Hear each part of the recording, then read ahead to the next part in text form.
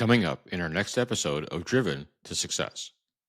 He sees me walk into a shop and he's just furious. He's looking at me like, have you lost your mind? You know? And so I walk all the way up to him. And by then he walked into his office and closed the door. I open it. I walk in the office with him. And now I got him off tilt.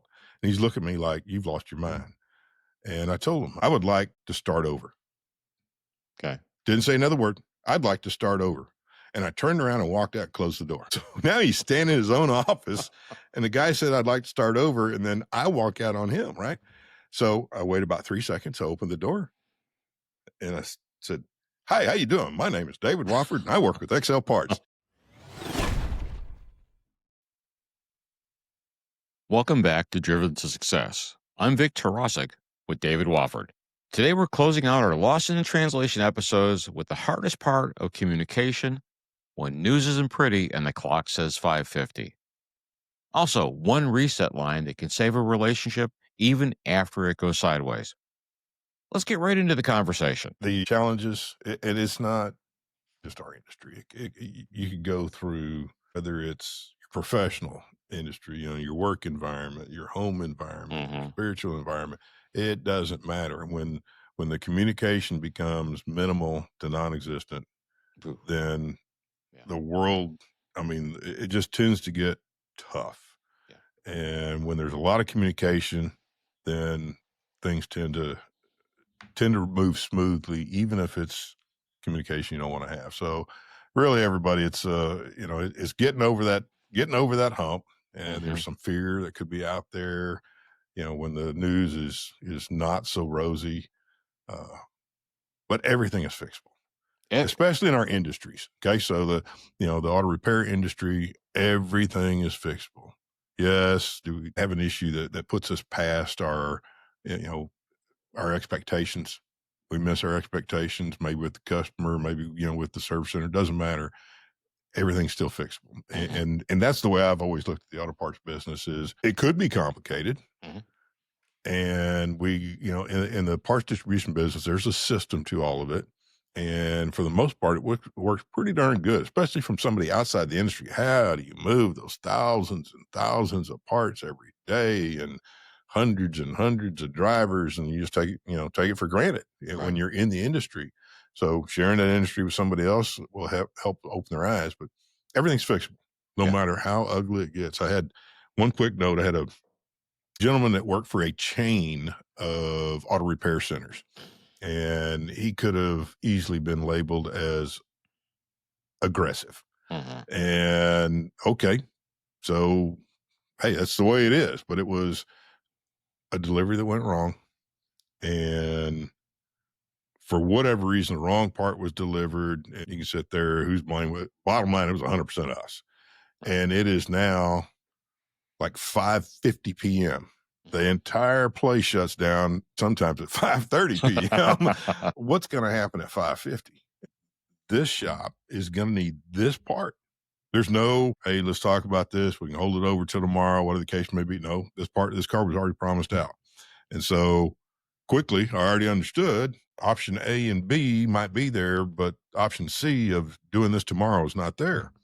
And option A is to call up a driver, find somebody, figure out how we're going to get it from, it was literally on the edge of town all the way into downtown. I could already see, and we're going to wait over 30 minutes before we can get a driver to grab this part to start heading that way.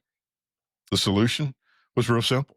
Is it something that's expected of me or anybody else every single day at 5:50 at night? No, but it was faster, more efficient for me to grab the part, walk out behind the wall. I could have my hand on the part in about 7-8 minutes, jump in the vehicle and do the 30 minutes in. So I'm going, opposite of traffic. Everybody's trying to get out of town. Yeah. It's going to be faster for me to get that done. And so it was like, no, here's what we're going to do. I can have my hand on the part in 5, 6, 7 minutes. The part is here, so there's no way to change that. I don't have it downtown. And then I'm going to come to you in estimated, 30, 35 minutes. And that was the end of the discussion. Okay, so solution, problem, quote, problem solved. And I get all the way down there. I'll never forget the response. Here it is. Guys held up the car owner. and the shop is potentially going to be open later than it's supposed to be. So there's a lot of people standing in line waiting. Right. And so we get all said and done. And then I'm like, okay, anything else? We need transpire tonight. Anything else? He said, nope. He said, and he did. He said, appreciate what you just did. And you looked at the solution instead of the problem. And for him, for this particular individual, that was a, that was a slap on the back. Way to go. He never Nice. showed, the only emotion he showed was not good. Okay. And for him, to put that out there, that was a huge compliment. And it was so much easier. Did it put me behind by maybe 30 minutes Right. for the rest of the evening? Sure. But it was something that the two of us, ended up talking a lot. Okay. I was going to There ask you, what did you win because of that? Well, trust. Okay. And, basically, I didn't say the answer is no. I said the answer is yes. Yeah. And like I said, I love that. The answer is yes. And so basically, without even thinking about that, it was, wait a minute. We've got multiple people that we've just let down, and we can really let them down. How bad you want to let somebody down, you can really let them down. Or you can say, look, how quick can we pick up these pieces? Right. And the solution was easy. Yeah. You just have to say, all I got to do is jump in my own car and run down there real Right. quick. And I bet you that happened to me once a year. Okay. So maybe 2% of your year. Yeah, not even that. Yeah. 2%. Yeah. So that's not much at all. So I do want to pivot here because, you and I are talking, I'll call old school, picking up the Mhm. phone, talking to people. We have a large group of people today who do not want to talk on the phone, who want to use text messages. And honestly, I want all my customers to communicate in ordering parts to do it online. It's more accurate. It gets done quicker. You can utilize the resources to a much higher degree in the shop to generate more labor. So, with that said, here's the question: with this current group of shop owners and distributors highly reliant on electronic communication, how do they have the type of relationship that you and I did back years ago? So it has changed quite a bit. And we still have store managers, we still have some countermen, but Mhm. you're right. As the years go on, it's less and less and less. I remember online ordering was the weird thing. I remember online ordering, my counter guys were upset. They're trying to take my job away from me. And it was like, guys, you don't understand. We can't find any more countermen, just like we can't find any more technicians. Yeah. So we've got to do something to keep you from drowning, Right. underneath all the phones out there. Well, they figured out that real quick. Really, when we receive the phone calls is when the electronic ordering is not clear. Yeah. So absolutely, I think it is. It is faster, more efficient. Everything you said is 100% there. However, those catalogs still have a lot of human interaction into them Right. to write them. So with that being said, used to it was option A or option A and B. Now Mhm. there's option A through F, depending on which package this F-150 had, Yeah. and it can be very daunting. And so we tend to get the calls when they're the tough ones. Yeah. So to an extent, is that you know harder for us? Well, we're in the industry, and so we can work through that rather Mhm. quickly. To answer your question, we got to be real careful that we don't lose contact with our customer Right. base. We get the calls when you look it up online and it's not at location C, but it's at the main location A. And how quickly can I get that? And is there any kind of special provision? I mean, so many times our conversations are one offs now Mhm. versus the daily fill these orders. And so we are more of a problem solver Okay. from the Kinerman side of things because the quick and easy click, click, click, and it's ordered. Mhm. You know, nobody, they don't have time for conversation. Right. And so we're looked at more as a problem solver in our industry today.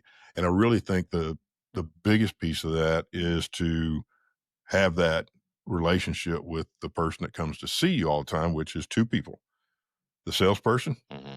And I don't even think that is the most important. That's not the person you judge a parts distributor by. Who do you see all day, day in and day out, all day long? It's the drivers. Right. I have seen, and the drivers in our industry are probably the least paid. Yeah. And the challenge is they're the face of the company. Right. And so if you've got a driver with a great attitude, doesn't take any extra time, they're at a shop. Hey, good afternoon, good morning, thank you. Mm-hmm. And it could be something as small as that, and they're back out the door. As you mentioned earlier in the conversation, it's not what you say; it's the expression you've got. Right. Or you turn around and believe me, I've had them. I've had a few of them. Some drivers that, man, I'm in a bind, and would this person have made my first run or my first cut if I were to hire them? The answer would be no. But it's that, or I don't order any parts, and so literally, I made the decision to accept less than. And guess what? Every one of my customers saw less than. Right. So ultimately, shot myself in the foot. Right. So then I got to clean up this mess, which happens pretty darn quick. I got to clean up this mess, and I'm still hiring somebody. Right. So I'm saying it is tough when we go to electronic catalog. Right. I'm going to spin it back around to you, Vic. I mean, you're seeing it from the shop owner side of things, and less conversation with your part suppliers. I think the relationship that they have with their rep needs to be a deeper relationship, not as phone call dependent. Getting to know the leadership inside the organization, whether you ever talk to them or not, it's not necessarily relevant, but you get to know all the people behind it. And I do want to underscore for you the drivers. So I got a little secret to share, and hopefully the shop owners that are listening will hear. We actually got preferential treatment, and we did it simply because we took care of the drivers, and we took care of the people at the call centers. And here's what we did: in the summertime, they come in. We had a fridge stock full of soda. Hey, you guys ever want a soda? Knock yourself out. The cold drinks are in there. Mm-hmm. It's hot. You guys are taking care of us. And they would, oh my gosh, thanks, Mr. Vic. Thanks, team. They out the door to go.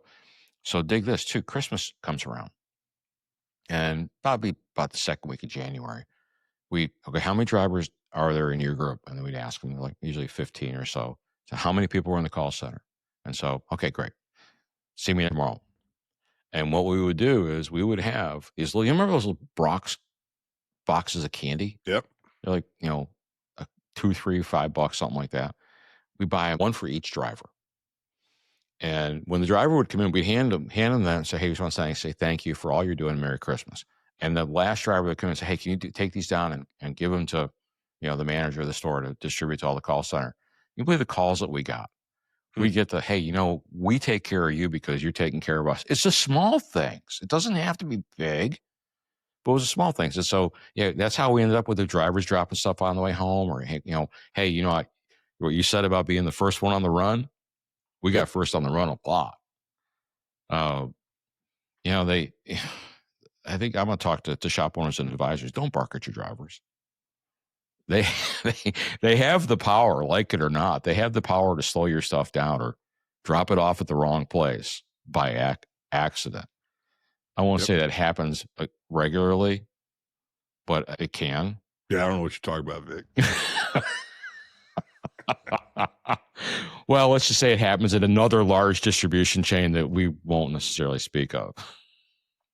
But no, you're right. And it's what I heard was showing and sharing appreciation is sometimes the biggest way to communicate. And you and your team did it because you appreciate those folks. Right. Yeah, there was a byproduct. Yeah. They remembered you. Yeah. In a good way. Yeah. Yeah, we don't want to be that one, the one that they don't like to see. But it's funny. There are two phrases, two words each that we learned. Thank you, and I'm sorry. Those go a long way.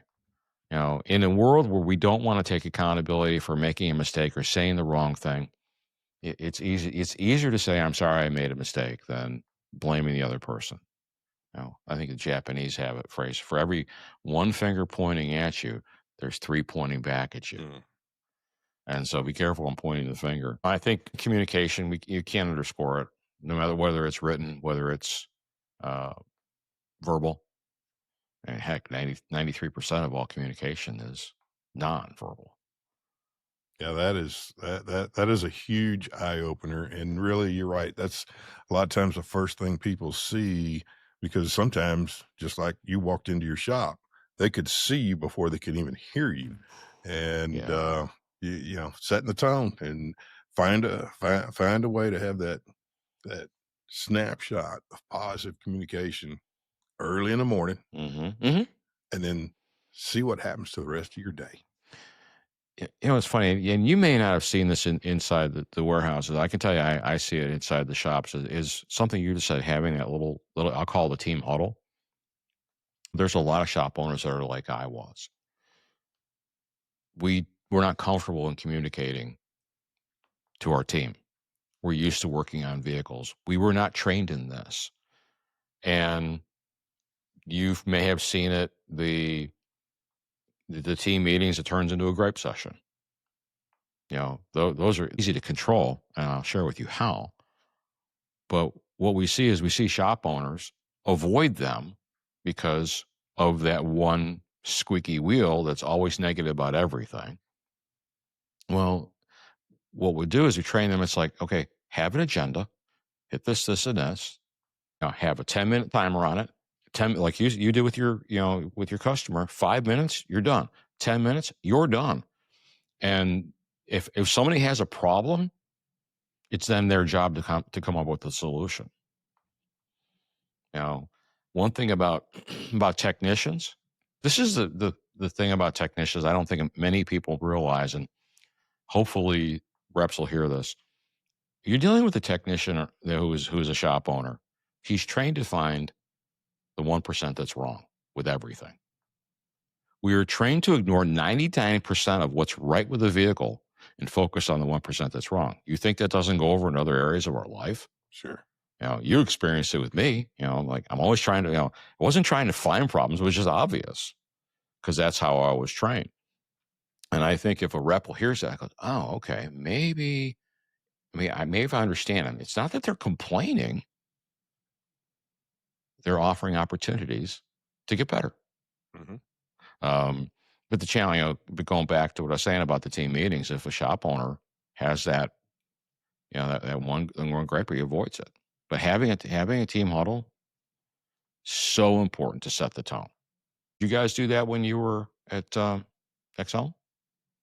Yeah, it is a little bit different world, especially with the sales team, because they're always there to find solutions. I'll tell you what just sent me right back to Mhm. way in the past, and it was a long time ago. I was asked to be the committee chair. Okay. My son was in Boy Scouts. Would I be the committee chair? It's only 1 hour a week. Right. BS. It's not 1 hour a week. Yeah, I took that hook right there. But what I found out quickly, of course, that's a 100% volunteer Right. organization. Right.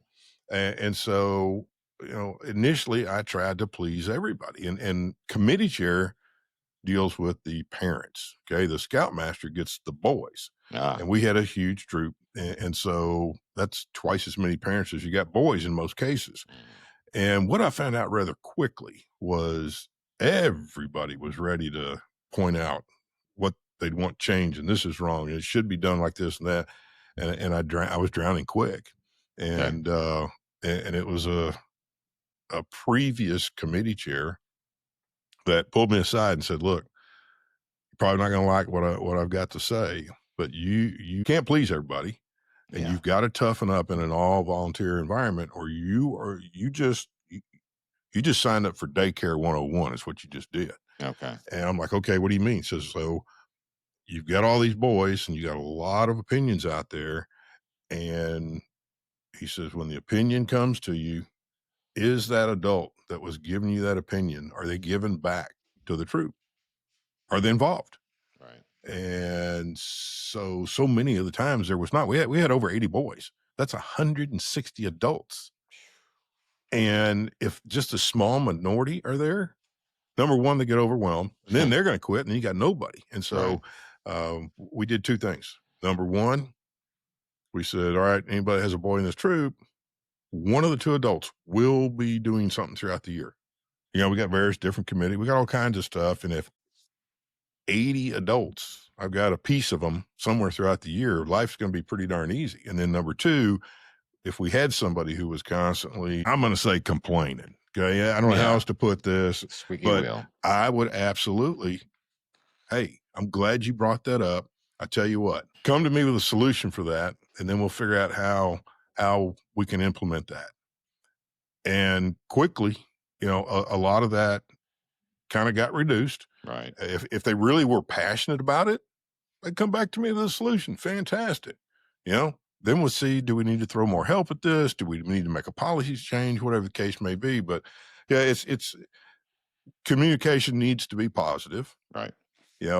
We talked about sharing bad news. Well, you guys share it, but then you find solutions to it. And so if we Right. have some bad news or non-positive news, how can we turn this challenge into a positive? And sometimes you're going to ask the person that brought it to you to reflect. Yeah. And it's amazing how quick it's either not an issue or how quick a solution comes to the top. Is it a real issue? And Exactly. what you said it earlier, everything's got a solution. Mhm. And I'll maybe define it a little tighter. Everything that's a real problem has a solution. Sometimes it's cutting loose a customer that just isn't getting it. It's okay to fire a customer. It's not easy, but It's not easy. You're right. It's not easy, but if they go contrary to the core of what your vision and who your prime client is, they need to be invited to go to be someone else's. Mhm. Because they will ultimately impact your entire team. They really will. agree with you on that. It's it is so hard to do. And there's times it's just got to be done. We had a shop that was just literally abusing returns over 50%. 50% of what we sold to them came back. Yeah. And we tried and tried and tried and tried working with them every way. We shared every bit of information we possibly had, and they were just going to do this. This is the way they were going to do it. And so I had to promote that shop to the competition. Now, I'll tell you that story to say I messed up one time. Huh? I had a gentleman who ran his own shop. He could be in your face. I mean, he could be a pretty aggressive individual. And I showed up at the shop, and next thing you know, it was cuss words and, in your face kind of stuff. Yeah. And I said, you know what? I'm done. And I turned around and I walked off. And 5 months later, the owner of the parts company I worked for found out. Of course, what happened? For 5 months, no sales. Okay. And anytime he asked you a question, he already knew the answer. And so basically, why are we not doing business with this shop? I didn't have a good answer because I knew the individual that was just cussing me out wasn't about me. He was having a bad day. I just happened to be the target and drove in his front parking lot. And so, he was like, all right, Dave, so you made a decision that has now cost us $30,000, $40,000 worth of sales, whatever it was. And you haven't quite told me really why this transpired, why you walked out on him. And I didn't have a good answer. And so sometimes you fire a customer and you use emotion only. And that's what I used was emotion. Okay. Yeah. So what do? Turn that negative into a positive. Okay. So, and he told me, don't you ever come back here. All this kind of stuff. All right. So I got all that to look forward to. So I drive in and he sees me walking. I'm out at the street, sees me walk into a shop, and he's just furious. He's looking at me like, have you like, I can see that visual. He didn't say anything, but I can see it in his eyes. Have you lost your mind? And so I walk all the way up to him, and he walked into his office and closed the door. I open it. I walk in the office with him, and now I got him off tilt, and he's looking at me like, you've lost your mind. And I told him, I said, I would like to start over. Okay. Didn't say another word. I'd like to start over. And I turned around and walked out, closed the door. So now he's standing in his own office, and the guy said, I'd like to start over. And then I walk out on him, right? So I waited about 3 seconds. I opened the door and I said, hi, how you doing? My name is David Wofford, and I work with XL Parts. And that's the reaction I got because, number one, I had to catch him off guard. Right. That was the solution. And it all had to do with the first thing was the visual and then what came out. And I apologized. And I said, hey, I let the emotion get to me. He apologized and said, look, you're right. You showed up in a storm and you got it. You got the brunt. And for him to even say the word, hey, I'm sorry, I just unleashed on you. And then he said, and I would have done the same thing you did. I said, okay, but the problem is now I'm 5 months behind on your parts purchases. But he did. He turned the business back on because we were willing to have conversation. It was going to be tough. That's some of the worst conversation to have is that conversation that how's it going to go? But I had set my mind. There's no way I'm walking away a second time without having this problem solved because again, it's very simple. Right. And the issue was, I didn't evaluate the situation when I walked in, and I took it personally. And you got to let that go. Yeah. It's an easy thing. It's an easy thing to do when you get your emotions involved. Mm-hmm. I always like to share this with others is your emotions will betray you. They will betray you, and you're going to end up in trouble because of it. So you think we might have beat this dead horse? I think having more communication about communication might be beating that poor little horse. I had a great time, Vic. Oh, man. It is the key to everything that we do. Yeah. No matter what party we're dealing with. Right. We got the manufacturers, we got we got, prominent folks that are in this industry, we went all the way down to, and again, not saying this to belittle, but what we already talked about, the pay scale, but we went all the way to the drivers. Yeah. And in my opinion, the drivers are some of the most important people, but to have that positive communication I guarantee you, it will make your day or break your day. Totally agree. So that, from the communication, from the WD all the way to the bay, every link in the chain matters. And we're only as strong as each of those links. I agree. And that communication actually starts from my side all the way back to manufacturer and their factories. Yeah. So you want to have a great working relationship with the manufacturer. It's sort of like parts distributor to service center, so manufacturer to parts distributor. If they can't keep the pipeline full, I'm out of business. Right. So we got to work together as a team on that kind of deal. Totally agree. 100%. Well, good deal, Vic. I really appreciate this. This was fantastic. Well, David, it's always fun spending time with you.